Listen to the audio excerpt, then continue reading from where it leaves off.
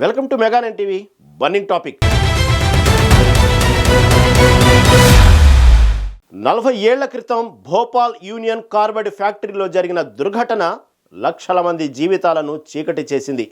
విషవాయువు వేల మంది ప్రాణాలను బలిగొంది. ఇప్పటికీ భోపాల్ పేరు చెప్తే ఆ ఘోర దుర్ఘటనే గుర్తుకొస్తుంది. అయితే ఇన్నాళ్లకు ఆ ఫ్యాక్టరీలోని విష వ్యర్థాలను తొలగించే ప్రక్రియ ఓ కొలిక్కి వచ్చింది. ఫ్యాక్టరీ వ్యర్థాలను కోర్టు ఆదేశాలతో అత్యంత భద్రంగా దహనం చేశారు. అయితే ఎప్పుడో 40 ఏళ్ల క్రితం ప్రమాదం జరిగితే ఇప్పటికీ అంత జాగ్రత్త అవసరమా? ఎందుకు ఈ శుద్ధి ప్రక్రియకు స్థానికులు అడ్డు చెప్పారు?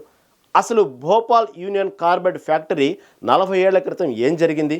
ఒక్క రాత్రిలో 20,000 మంది చనిపోయారనే మాట నిజమేనా?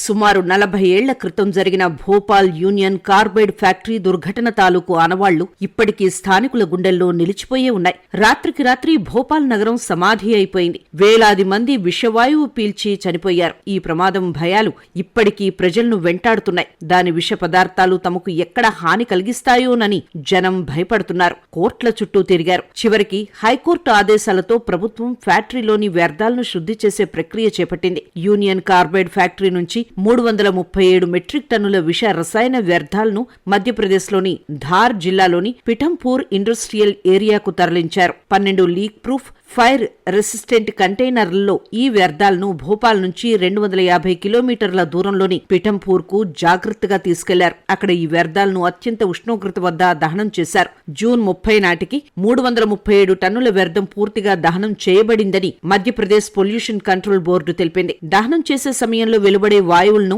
ఆన్లైన్ లో మానిటర్ చేశారు. అవి సేఫ్టీ లిమిట్స్ లోనే ఉన్నాయా లేదా అని ఎప్పటికప్పుడు అధికారులు చెక్ చేసుకున్నారు. మిగిలిన బూడిదను అత్యంత జాగ్రత్తగా దాచిపెట్టారు. దీన్ని ఈ ఏడాది చివరి నాటికి భూమికి హానికి కలగకుండా పూడ్చిపెట్టనున్నారు. ఈ ప్రక్రియ ఇంత జాగ్రత్తగా చేయకపోతే అది మరింత మంది ప్రాణాలు తీసుకునే ప్రమాదం ఉంది. అయితే విష వ్యర్థాలను దహనం చేస్తున్నప్పుడు పిఠంపూర్లోని స్థానికులు కంట్లో మంటలు, దగ్గు, శ్వాస సమస్యలు వచ్చాయని ఆందోళన వ్యక్తం చేశారు. 2015లో 10 టన్నుల వ్యర్థాలను దహనం చేసిన సమయంలో కూడా ఇలాంటి సమస్యలే వచ్చాయి. అయితే 1200 డిగ్రీల సెల్సియస్ వద్ద 4 లేయర్ ఫిల్టరింగ్ ద్వారా సురక్షితంగా దహనం చేయడం జరిగిందని అధికారులు చెప్పారు. అయితే ఈ శుద్ధి ప్రక్రియను ఆపాలన్న పిటిషన్ను సుప్రీంకోర్టు తిరస్కరించింది. ఈ వ్యర్థాలను శుద్ధి చేయడమే ప్రజలకు మంచిదనే అభిప్రాయాన్ని వ్యక్తం చేసింది. మరోవైపు భోపాల్ యూనియన్ కార్బైడ్ ఫ్యాక్టరీ దుర్ఘటన తాలూకు ఆనవాళ్లు లేకుండా ఉండడమే మేలు అనే అభిప్రాయాన్ని వ్యక్తం చేసింది.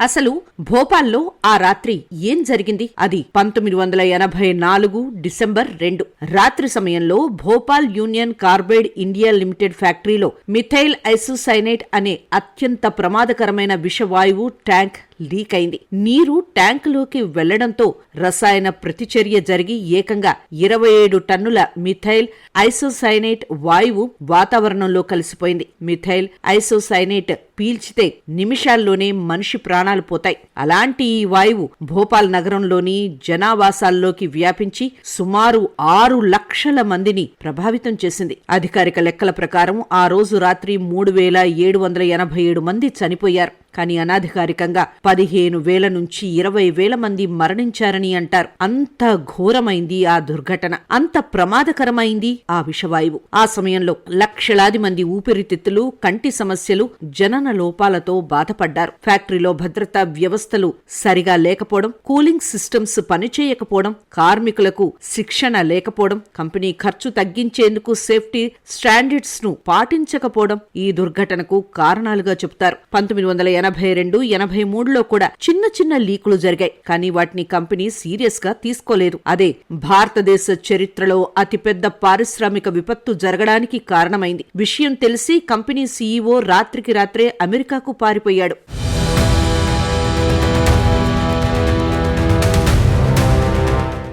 Union Carbide India Limited factory 1969లో భోపాల్లో స్థాపించబడింది. ఈ ఫ్యాక్టరీని సెవిన్ అనే పురుగుమందు తయారీ కోసం ఏర్పాటు చేశారు. ఇది వ్యవసాయ రంగంలో గ్రీన్ రెవల్యూషన్ సమయంలో ఎక్కువగా ఉపయోగించేవారు. భోపాల్ సెంట్రల్ ఇండియాలో ఉండడం, రవాణా సౌకర్యాలు, తక్కువ జీతాలతో పనిచేసే కార్మికుల లభ్యత కారణంగా ఫ్యాక్టరీ ఏర్పాటు చేయడానికి ఈ స్థలం ఎంచుకున్నారు. అమెరికాకు చెందిన యూనియన్ కార్బైడ్ కార్పొరేషన్ యూసీసీ దీన్ని ఏర్పాటు చేసింది. UCC CEO Warren Anderson factory నిర్వహణలో కీలక పాత్ర పోషించారు. ఫ్యాక్టరీ స్థాపించే సమయంలో భారత ప్రభుత్వం విదేశీ పెట్టుబడులను ప్రోత్సహించింది. కానీ భద్రతా ప్రమాణాలు తక్కువగా ఉండడం, ఖర్చు తగ్గించే ప్రయత్నాలు దుర్ఘటనకు దారితీశాయని నిపుణులు చెప్పారు. భోపాల్ గ్యాస్ దుర్ఘటన తర్వాత యూనియన్ కార్బైడ్ కార్పొరేషన్ బాధ్యత నుంచి తప్పించుకునేందుకు ప్రయత్నించింది. 1989లో భారత ప్రభుత్వంలో ఒక ఒప్పందం కుదుర్చుకుని సుమారు 2000 కోట్ల రూపాయల పరిహారం చెల్లించింది యూసీసీ. ఈ మొత్తం బాధితుల సంఖ్య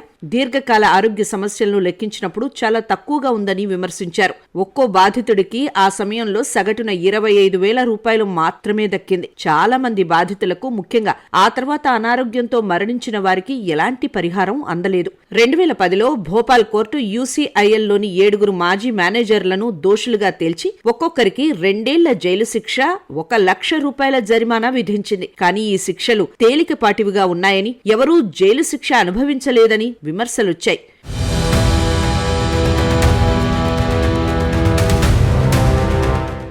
యూసీసీ సీఈఓ వారెన్ అండర్సన్పై క్రిమినల్ కేసు దాఖలైంది.